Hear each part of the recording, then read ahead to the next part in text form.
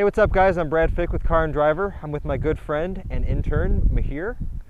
Today we're going to be taking apart the 2019 Jeep Gladiator. We're going to take off the doors, the roof, and we're going to fold down the windshield. And we're going to show you how to do it. All right, let's get started. We're going to remove the two front roof panels first. It's simple enough. There's hand levers underneath, so you don't even need tools.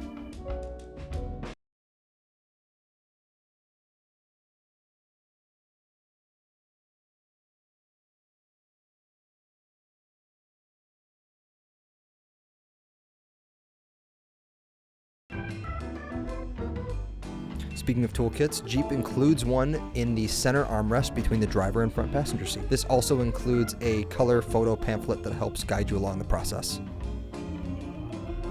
Okay, after you've removed those two front panels, let's start working on the interior bolts along that rear lip that runs behind the two rear passenger seats. Now, before we move any further, it's important to keep all of these bolts in a place where you're not going to lose them.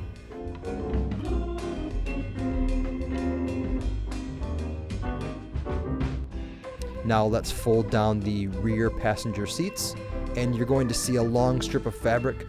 Remove that. It's really easy. It's just held on with Velcro. And that's going to expose those four bolts along the back white panel.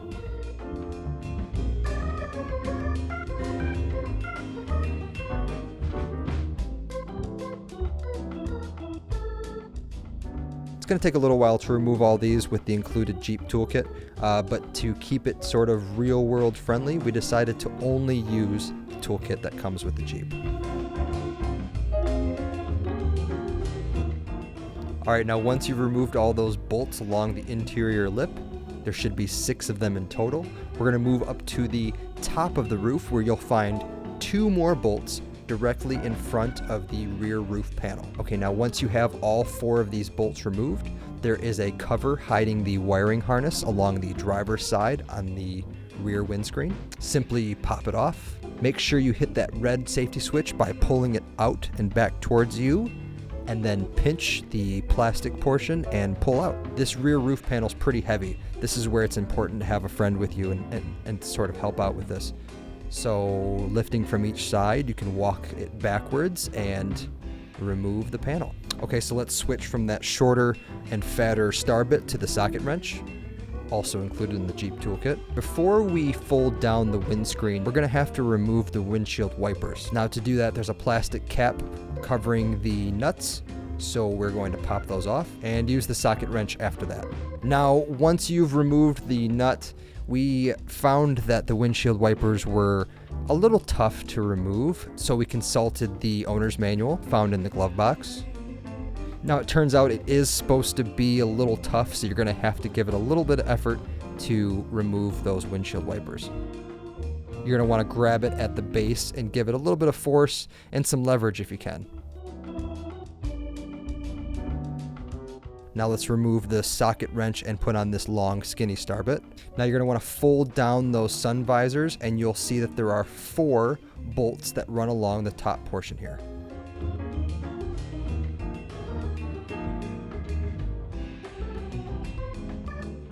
It's a little cramped with the tool that's included from Jeep, but it definitely can reach everything that you need it to.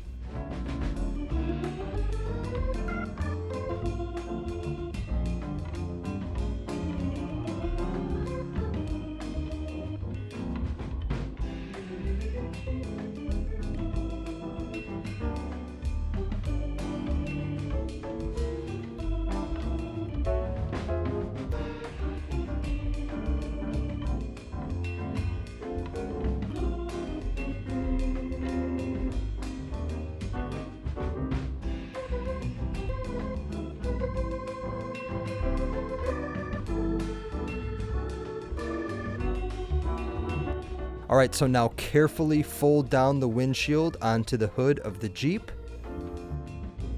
Let's start with the plastic covering in the footwell that's hiding the wiring harness in the front driver's side door. Pull it back and towards you, that'll pop it right off. Now you're gonna wanna make sure to flick up the red safety switch so you don't break anything.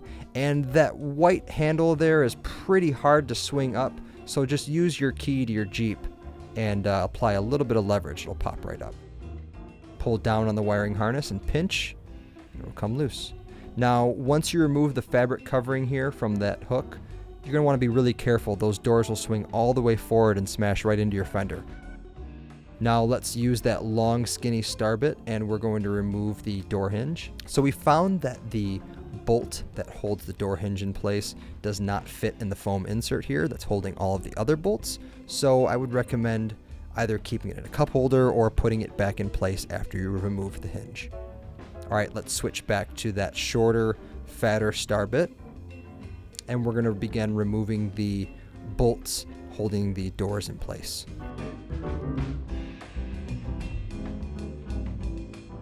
Now, these aren't traditional bolts. They're more like sleeves that fit over the bolts that are built into the door hinge. It confused me here a little bit at first, but once we started removing them, we realized it's okay. It's supposed to be like that.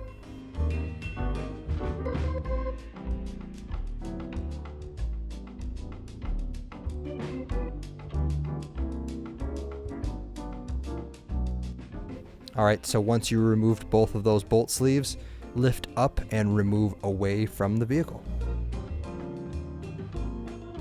Now let's move to this rear wiring harness behind the driver's seat.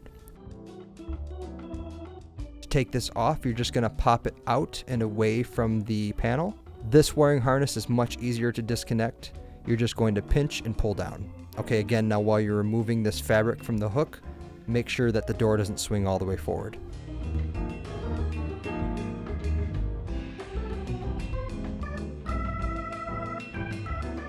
Switch from the shorter, fatter star bit back to the skinnier star bit, and we are going to remove these door hinges.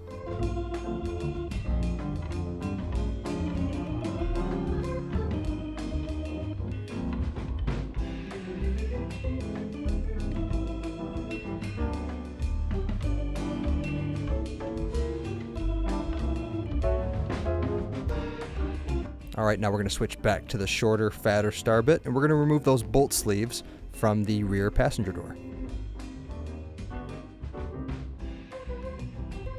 Lift up and pull away. All right, so that's how you get the doors off. We're going to speed through the other side here. It does take a little while with that included toolkit, but simple enough.